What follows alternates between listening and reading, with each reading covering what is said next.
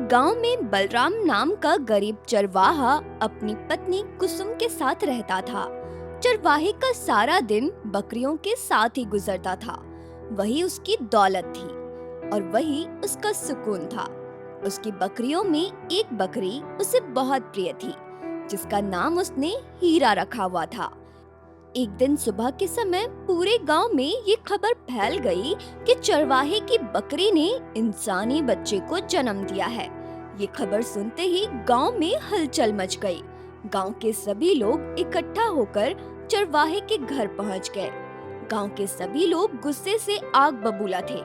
गांव का मुखिया चरवाहे से बोलता है, अरे नीच बदतमीज, जरूर तूने बकरी के साथ कुछ गलत किया है, तभी बकरी ने इंसानी बच्चे को जन्म दिया है। तो जैसे इंसान इस दुनिया में जीने के लायक नहीं है। मुखिया की बात सुनकर चरवाहा रोने लगा और गांव वालों से कहने लगा, इंसानियत के नाते मेरी बात तो सुने।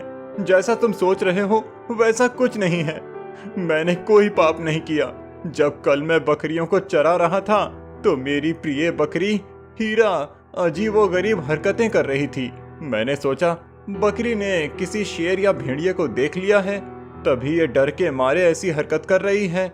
मैं जैसे ही दौड़कर बकरी के पास गया तो मैंने देखा एक मासूम बच्चा बकरी के पास खड़ा है। मैं बच्चे को देखकर हैरान हो गया। फिर काफी देर बाद मैंने सोचा कि मैं बेऔलाद हूँ। शायद ईश्वर ने ये बच्चा मेरी पत्नी की सूनी गोद को भरने के लिए दिया है। फिर मैं उस बच्चे को उठाकर अब उसे अपना बेटा मानकर पाल रहा हूँ। अरे अपनी झूठी कहानी सुनाकर अपने पापों पर पर्दा डाल रहा है। बकरी ने इंसानी बच्चा जना है, ये इसी की हरकत का नतीजा है। ऐसा कभी नहीं हुआ कि एक बकरी इंसानी बच्चे को जन्म दे दे। गांव वालों ने चरवाहे की बात का यकीन नहीं किया और चरवाहे को बुरी तरह से पीटने लगे। किसी ने लाठी से मारा, किसी ने लातों से। चरवाहा गिड़गिड़ाता रहा, लेकिन उसकी किसी ने ना सुनी। फिर भीड़ में से एक बूढ़ा आदमी निकल कर आया। वो गांव वालों से कहने लगा, जरा सोचो, ये जो इल्जाम हम इस चरवाहा पर लगा रहे हैं, क्या ये वाकई सच है?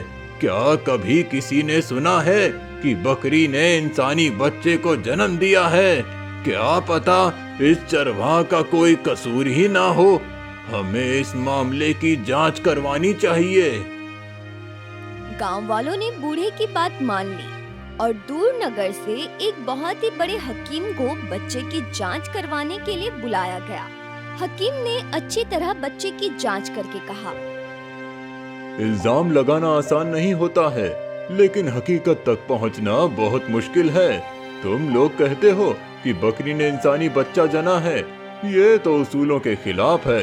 मैं दावे के साथ कह सकता हूँ ये बच्चा बकरी नहीं बल्कि किसी औरत ने ही जना है। हकीम की बात सुनकर गांव वाले हैरान रह गए। फिर गांव का मुखिया हकीम जी से बोलता है, हकीम जी, अगर ये बच्चा बकरी ने नहीं जना है तो फिर ये बकरी के पास कहाँ से आया? अब मैं ये क्या जानूं कि ये बच्चा कहाँ से आया? ये तो ईश्वर ही जाने। इतना कहकर हकीम जी गांव से चले गए, लेकिन गांव वालों को हकीम की बात पर यकीन नहीं आया। वो तो अब भी यही समझ रहे थे कि ये सब चरवाहे की मेहरबानी है, जो बकरी ने इंसानी बच्चे को जन्म दिया। गांव का मुखिया गांव वालों से बोलता है, इस चरवाहा की वजह से हमारे गांव का नाम बदनाम हो गया है। अब भलाई इसी में है कि इसे और इसकी पत्नी को इस गांव से निकाल दिया जाए। मुखिया की बात सुनकर सभी गांव वाले चरवाहे और उसकी पत्नी को गांव से निकालने के लिए राजी हो जाते हैं। फिर मुखिया चरवाहे और उसकी पत्नी से कहता है, तुम्हारे पास एक दिन का समय है। अपना सामान, बकरियां और इस बच्चे को लेकर कहीं दूर चले जाओ और फिर कभी इस गांव में आने की कोशिश मत करना। अगर कल तक तुमने गांव नहीं छोड़ा तो तुम्हें गांव के चौराहे पर खड़ा करके लाठी और पत्थरों से पीट पीट कर जान से मार दिया जाएगा। इसीलिए भलाई इसी में है कि कल का सूरज निकलने से पहले तुम इस गांव से चले जाना। मुखिया की बात सुनकर चरवाहा और उसकी पत्नी गम में डूब गए। फिर दोनों पति पत्नी ने अपना सामान बांधा और बच्चे और बकरियों को लेकर गांव से चले गए और एक दूसरे गांव में जाकर बस गए, जहां किसी को उनकी कहानी नहीं पता थी। वहां वो अपना गुजर बसर करने लगे। चरवाहा और उसकी पत्नी उस बच्चे को ऐसे पालने लगे जैसे वो उन्हीं का बच्चा हो। चरवाहे की बकरी हीरा भी उस बच्चे से बहुत प्रेम करती थी। ईश्वर का करना ऐसा हुआ कि जहाँ चरवाहे का घर था, वहीं एक व्यापारी का भी घर था। उस व्यापारी की दो पत्नी थी। एक पत्नी बहुत ही नेक रहमदिल औरत थी, जबकि दूसरी बहुत ही चालाक और जालिम औरत थी। व्यापारी की नेक पत्नी के साथ चरवाहे की पत्नी से अच्छी मित्रता हो गई। व्यापारी की नेक पत्नी को चरवाहे का बेटा बहुत प्यारा लगता था। वो जब भी उस बच्चे को देखती तो उसकी आंखों में आंसू आ जाते। एक दिन व्यापारी की पत्नी बच्चे को अपनी गोद में उठाकर खिला रही थी तो उसकी आंखों से आंसू आ गए।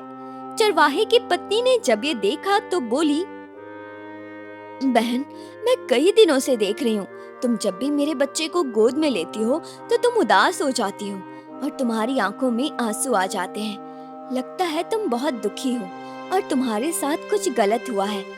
आखिर तुम्हारे साथ क्या हुआ है बहन? तुम मुझे बता सकती हो, मैं किसी से नहीं कहूंगी। व्यापारी की पत्नी कुछ बताने ही वाली थी कि उतने में व्यापारी की दूसरी पत्नी आ जाती है। वो उन दोनों की मित्रता से बहुत जलती थी और चरवाहे के बेटे को भी बिल्कुल पसंद नहीं करती थी। वो गुस्से में उन दोनों से कहने लगी, क्या बात है, तुम दोनों घंटों बैठकर आपस में क्या खुसुर-फुसुर करती रहती हो? और तू चरवाहे की पत्नी, तुझे अपने घर में कुछ काम नहीं है क्या, जो रोज मुंह उठाकर हमारे घर चली आती है? कभी अपने घर का भी ख्याल रख लिया कर। और ये तेरा बच्चा, देखो कैसी बुरी बुरी आवाजें निकालता है। जाओ, दफा हो जाओ। अपने इस बच्चे को लेकर और दोबारा हमारे घर में आने की सोचना भी मत। व्यापारी की पत्नी की बात सुनकर चरवाहे की पत्नी की आंखों में आंसू आ गए। उसने अपना बच्चा उठाया और अपने घर चली गई। शाम को जब चरवाहा बकरी लेकर घर लौटा तो उसकी बीबी ने रोते हुए सारी बात चरवाहे को बता दी। आज बहुत बड़ा अपमान झेल कर आई हूँ। मैं बराबर वाले व्यापारी के घर गई थी। व्यापारी की एक पत्नी तो बहुत नेक और भली औरत है। वो जब भी हमारे बेटे को देखती है तो उसकी आंखें भर आती है। ना जाने उसके दिल में क्या राज है। आज मैंने हिम्मत करके पूछ ही लिया। कहा, बहन, क्यों हर बार मेरा बच्चा देखकर रो पड़ती हो? क्या बात है?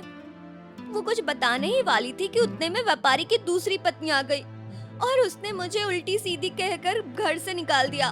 वो जालिम औरत जब भी मुझे और कविता को बात करते देखती है, ना जाने क्यों उसके बदन में आग लग जाती है। अपनी पत्नी की बात सुनकर चरवाहा गहरी सोच में डूब गया और फिर बोला, जरूर कोई गहरी बात है। व्यापारी की दूसरी पत्नी बहुत जालिम औरत है। उसके दिमाग में जरूर कुछ चल रहा है। तुम कल दोबारा व्यापारी के घर जाओ और व्यापारी की पत्नी को जो बात तुम्हें बतानी चाहिए थी उससे वो बात मालूम करके आओ। हो सकता है हमारे बेटे का असली बाप का पता चल जाए। तुम ठीक कहते हो। मैं कल व्यापारी के घर जरूर जाऊंगी और उसकी नेक पत्नी से वो बात मालूम करके आऊंगी जो वो बताना चाहती है। दूसरे दिन चरवाहा बकरियों को लेकर जंगल चला गया तो उसकी पत्नी मौका पाकर व्यापारी के घर चली गई। व्यापारी की चालाक पत्नी चंपा किसी काम से बाहर गई हुई थी, जबकि व्यापारी की नेक पत्नी कविता घर पर अकेली थी। जब कविता ने चरवाहे की पत्नी और उसके बच्चे को अपने घर में देखा तो वो बहुत खुश हुई और उसने चरवाहे के बेटे को अपनी गोद में उठा लिया और चरवाहे की पत्नी से कहने लगी, जानती हो बहन, जब भी मैं तुम्हारे बच्चे को देखती हूँ तो लगता है जैसे ये मेरा ही बेटा है। मेरा भी बिल्कुल इसी तरह एक खूबसूरत बेटा था, लेकिन पता नहीं वो कहाँ गायब हो गया। मुझे इस बच्चे में अपना बेटा ही दिखाई देता है। समझ नहीं आता वो कहाँ गया, उसे कौन उठा ले गया। कविता की बात सुनकर चरवाहे की पत्नी हैरान होकर बोलती है, कविता बहन, ये कैसी बातें कर रही हो? तुम्हारे बच्चे को कौन उठा कर ले गया? जरा मुझे विस्तार से अपनी कहानी बताओ। आखिर तुम्हारे साथ ऐसा कौन सा हादसा हुआ? कविता की आंखों में आंसू आ गए। फिर वो अपनी कहानी सुनाने लगी। मैं व्यापारी की दूसरी पत्नी हूँ। व्यापारी ने मुझसे इसलिए शादी की कि उसकी पहली पत्नी चंपा के कोई औलाद नहीं थी। शादी के कुछ महीनों बाद मैं उम्मीद से हो गई। व्यापारी की खुशी का कोई ठिकाना नहीं था। वो मुझसे बेहिसाब मोहब्बत करने लगा, लेकिन ये बात चंपा को बिल्कुल पसंद नहीं थी। वो हर छोटी छोटी बात पर मुझसे झगड़ा करती और तरह तरह की बातें सुनाती, ताने देती। कई बार उसने मेरा बच्चा गिराने की कोशिश की। जब बच्चा पैदा होने के दिन आए तो मुझे रोज अजीबोगरीब डरावने ख्वाब आते। ख्वाब में एक औरत होती थी जिसका मुंह ढका हुआ होता था। वो मुझसे मेरा बच्चा छीनकर भाग रही होती थी। मैं डर के मारे जाग जाती और ये सब अपने पति को बताती। मेरा पति मुझसे कहता कि ये मेरा वहम है, तुम इस बारे में कुछ ज्यादा ही सोच रही हो, ज्यादा मत सोचो। फिर एक दिन मैंने चांद से बेटे को जन्म दिया, बिल्कुल तुम्हारे बेटे की तरह। पूरे घर में खुशियां छा गई। व्यापारी मुझसे बेइंतहा मोहब्बत करने लगा। व्यापारी मुझसे कहता, कविता तुमने मेरी सूनी दुनिया रोशन कर दी, अब मेरी जिंदगी पूरी हो गई। लेकिन मेरी सौतन को ये बात बिल्कुल पसंद नहीं थी। वो मुझसे और मेरे बच्चे से बहुत चिढ़ती थी। उसका दिल जल जल कर राख हो रहा था। उसकी आंखों में एक अजीब सी नफरत भरी थी। एक रात जब हम सो रहे थे तो मेरा बच्चा बिल्कुल मेरे बराबर में लेटा हुआ था। लेकिन जब आधी रात को मेरी आंख खुली तो मैंने देखा कि मेरा बच्चा बिस्तर पर नहीं है। मैं घबराकर फौरन बिस्तर से उठी और अपने बच्चे को चारपाई के नीचे देखा। कमरे के हर कोने में देखा, हर जगह तलाश किया, लेकिन उसका कोई पता ना चला। जब मुझे बच्चा कहीं ना मिला तो मैं रोने पीटने लगी। मेरे रोने की आवाज सुनकर मेरा पति भी नींद से उठ गया। जब उन्हें बच्चे के बारे में पता चला तो वो भी तड़प कर रह गए। चंपा हमारे बराबर में बैठकर हमें तसल्ली दे रही थी। उस दिन से आज तक हमने अपने बच्चे को बहुत तलाश किया, लेकिन मेरा बच्चा ना मिल सका। उस रात के बाद मेरी जिंदगी अंधेरे में डूब गई और आज तक उस दर्द को सीने में छुपाए जिंदा हूँ। इतना कहकर व्यापारी की बीवी फूट फूट कर रोने लगी। उतने में ही व्यापारी की चालाक पत्नी चंपा घर आ गई। जैसे ही उसने उन दोनों को पास बैठे देखा तो छुपकर उनकी बातें सुनने लगी। जब उसने कविता के मुंह से सुना कि कैसे उसका बच्चा अचानक गायब हुआ, कैसे वो आज तक बच्चे की तलाश में है, तो चंपा के चेहरे का रंग उड़ने लगा। उसकी रूह कांप गई। वो सोचने लगी, ये कविता कहीं मेरा राज न खोल दे और आजकल ये चरवाहे के बेटे से कुछ ज्यादा ही लगाव रख रही है। कहीं ये वही बच्चा तो नहीं जिसे मैं जंगल में जंगली जानवरों के सामने फेंक आई थी। चंपा के दिमाग में अनगिनत ख्यालात चल रहे थे। फिर उसने अपने आप को समझाते हुए कहा, नहीं नहीं, ये मेरा वहम है, मैं पागल हो गई हूँ। उस बच्चे को तो जंगली जानवर खा गए होंगे, ये वो बच्चा नहीं हो सकता।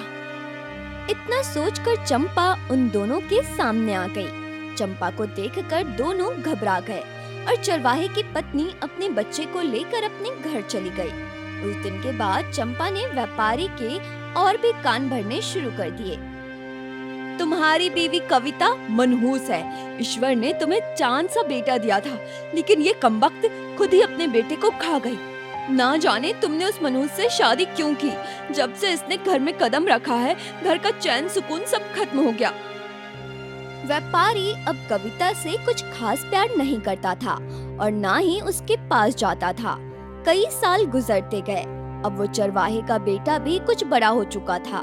लंबा कद, गोरा रंग, प्यारी सी सूरत और बड़ी बड़ी आंखें, किसी अमीर खानदान के बेटे जैसा लगता था।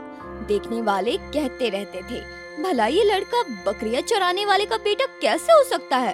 अब वो लड़का रोज अपने पिता के साथ बकरियां चराने जाने लगा, लेकिन चरवाहा हमेशा अपने बेटे को समझाता, भानु बेटा, अपना जीवन सुधारो, पढ़ाई लिखाई करो। ये बकरियां चरा लेना कोई बड़ा काम नहीं है, ये तो हमारी मजबूरी है। लेकिन मैं नहीं चाहता कि तू मेरी तरह सारी उम्र यूं ही बकरियों में काट दे। तेरा बाप अनपढ़ है, मगर तुझे पढ़ा लिखा देखना चाहता है। ठीक है पिताजी, जैसा आप कहेंगे मैं वैसा ही करूँगा। उस दिन के बाद चरवाहे ने अपने बेटे को पढ़ाने का इरादा कर लिया। उधर व्यापारी की पत्नी को ये पता नहीं था कि जिस बेटे के लिए वो वर्षों से तड़प रही है, वो बेटा उसके नजदीक ही पल रहा है। व्यापारी की पत्नी को चरवाहे के बेटे से लगाव बढ़ता ही जा रहा था। वो लड़का जब भी उसके घर के सामने से गुजरता, वो चोरी छुपे दरवाजे के पीछे से झांकने लगती। उसकी आंखों में एक अजीब सा सुकून आ जाता। एक दिन चरवाहा अपनी बकरियों को चराने के लिए जंगल गया।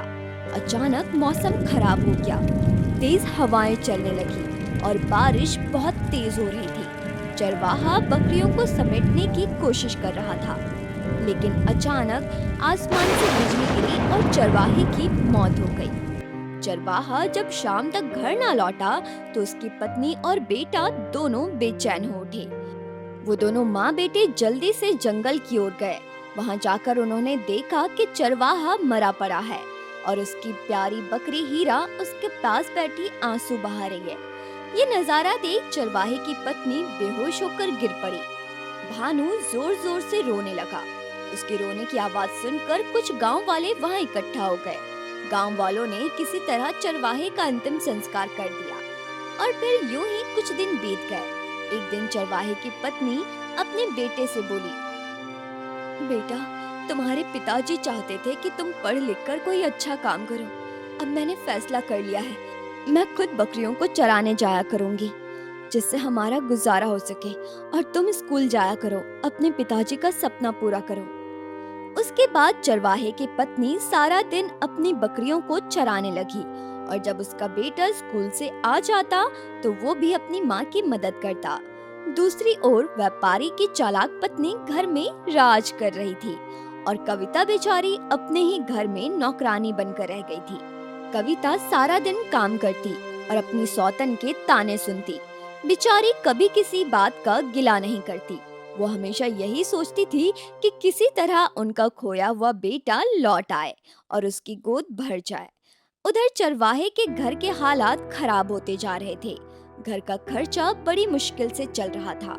एक दिन चरवाहे की पत्नी अपने बेटे से कहती है, बेटा, व्यापारी की पत्नी ने मुझसे कहा है कि हमारे घर का काम कर लिया करो। मैंने उससे हाँ कह दी है। झाड़ू बर्तन का काम है, मुश्किल से 1-2 घंटे में हो जाएंगे, इसलिए अब मैं कल से व्यापारी के घर काम करने जाया करूंगी। अगले दिन चरवाहे की पत्नी व्यापारी के घर काम करने चली जाती है, लेकिन जब चंपा उसे देखती है तो वो गुस्सा हो जाती है। वो नहीं चाहती थी कि चरवाहे की पत्नी इस घर में काम करे, क्योंकि वो घर का सारा काम कविता से करवाना चाहती थी। लेकिन फिर वो सोचती है, अगर मैंने इसे भगा दिया तो काम का सारा बोझ कविता पर आ जाएगा और वो बीमार पड़ जाएगी। ज्यादा बोझ डाला तो कहीं वो नामुराद मर ना जाए और फिर व्यापारी मुझसे सवाल करेगा। कविता की बीमारी देखते हुए चंपा चरवाहे की पत्नी को काम पर रख लेती है और फिर उससे कहती है, सारा काम ध्यान से करना, अगर जरा भी लापरवाही की तो अगले ही दिन घर से निकाल दूंगी। चरवाहे की पत्नी ने हामी भरी और काम में लग गई। चरवाहे की पत्नी रोज काम करती और चुपचाप अपने घर चली जाती। एक दिन मौका देखकर कविता ने चरवाहे की पत्नी को अपने पास बुलाया और कहने लगी, अब तो मैं घर से बाहर भी नहीं जा सकती हूँ।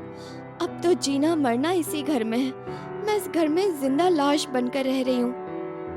कविता की बात सुनकर चरवाहे की पत्नी की आंखें भर गई। उसने कविता को समझाया और कहा, बहन, तू अपने को क्यों कसूरवार समझती है?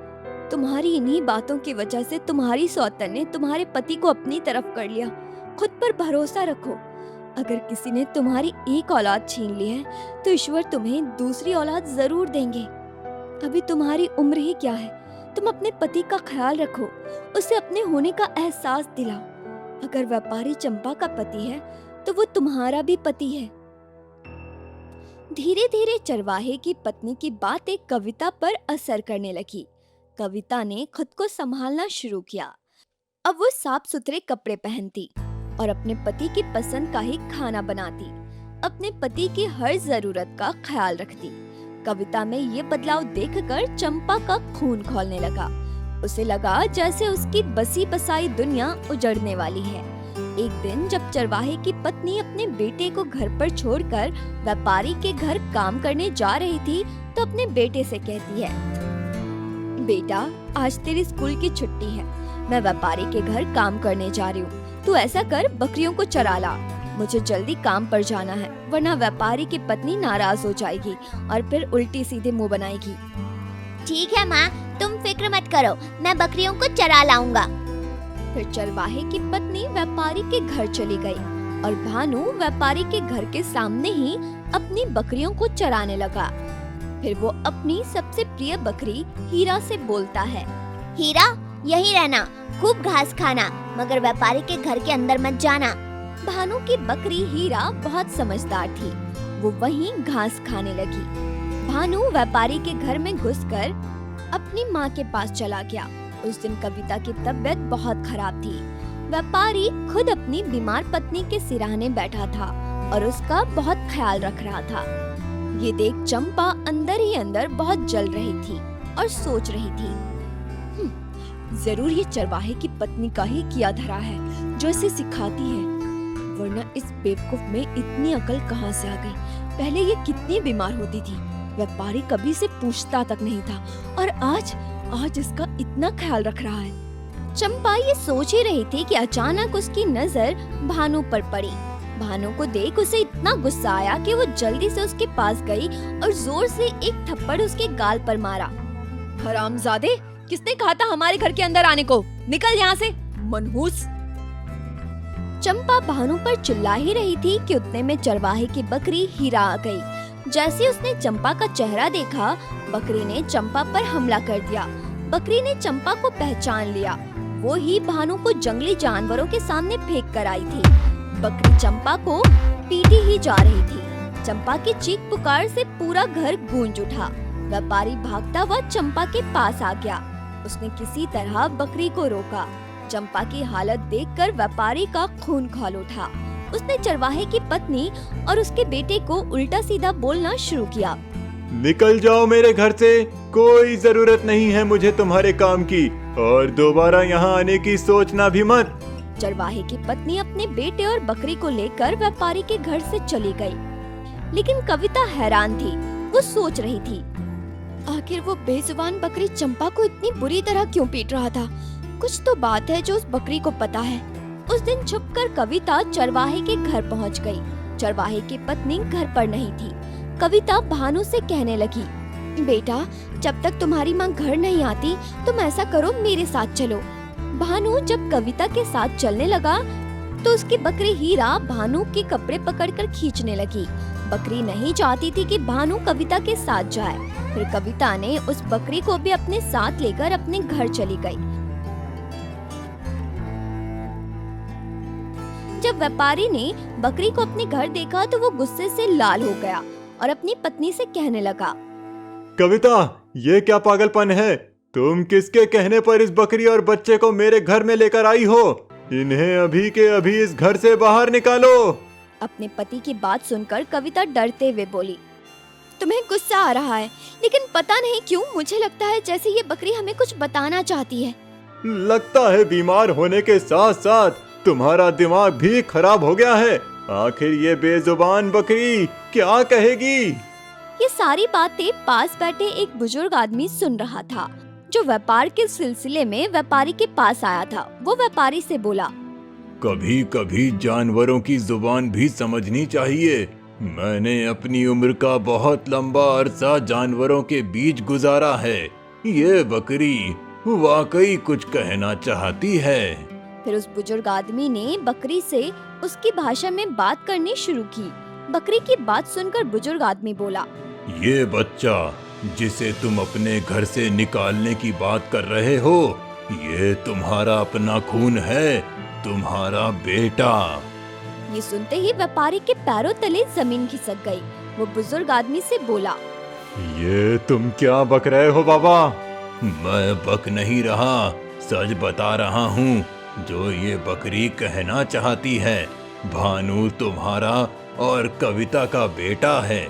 जब ये छोटा था तो तुम्हारी पत्नी इसे जंगल में फेंक आई थी, जिससे इसे जंगली जानवर खा जाएं। लेकिन ईश्वर का करना ऐसा हुआ कि जंगली जानवर से पहले ये बकरी वहां आ गई और इसने इस बच्चे की जान बचा ली। बुजुर्ग आदमी की बात सुनकर व्यापारी की आंखें भर गई। कविता ने जल्दी से भानु को अपनी गोद में उठा लिया और रोने लगी। हाय मेरा बच्चा, मेरी आंखों के सामने पलता रहा और मुझे खबर तक नहीं हुई। मेरा प्यारा बेटा। कविता के लफ्जों में एक माँ का दर्द साफ झलक रहा था, जबकि व्यापारी अपनी पत्नी के बारे में सोच रहा था। मैं चंपा को कितनी सीधी और भली औरत समझता था और उसने इतनी घटिया हरकत की है। व्यापारी ने गुस्से में अपनी पत्नी को बुलाया और सारी बातें पूछी, लेकिन उसने साफ इनकार कर दिया। ये एक झूठी कहानी है, ये सब मिलकर मुझे फंसा रहे। मैं कभी ऐसा करने की सोच भी नहीं सकती। व्यापारी के घर से जोर जोर से आवाज आ रही थी। ये देख गांव वाले भी व्यापारी के घर में इकट्ठा हो जाते हैं। जब लोगों को चंपा की बात पता चली तो लोगों ने अफरा तफरी मचा दी। सभी लोग चंपा को उल्टा सीधा कहने लगे। आखिरकार चंपा का सब्र टूट गया और वो गुस्से में बोली, हाँ, मैं कविता के बच्चे को उठाकर जंगल में फेंक कर आई थी। आपने मेरे होते हुए दूसरी शादी की और फिर उसने एक खूबसूरत बेटे को जन्म दे दिया, जिससे तुम इसे ज्यादा मोहब्बत करने लगी और मुझ पर ध्यान देना ही छोड़ दिया। ऊपर से तुम्हारी जायदाद का मालिक इसका बेटा बन जाता। ये सब मैं कैसे देखती, कैसे बर्दाश्त करती? इसलिए मैंने इसके बच्चे को इससे जुदा किया, लेकिन बदकिस्मती से ये बच गया। ये सब सुनकर तो व्यापारी के शरीर की जान ही निकल गई। व्यापारी ने गुस्से में आकर अपनी पत्नी चंपा को घर से निकाल दिया। फिर चरवाहे की पत्नी से बोला, बहन, मुझे माफ कर दो। मैंने तुम्हें अपने घर से निकाल दिया था। तुमने मेरे बेटे को अपने बेटे की तरह पाला। बहन, मैं चाहता हूँ आज से तुम हमारे साथ इसी घर में रहो। व्यापारी और उसकी पत्नी कविता अपने बच्चे को पाकर बहुत खुश थे। अब भानु भी अपनी दोनों माँ के साथ खुशी खुशी जीवन बिताने लगा।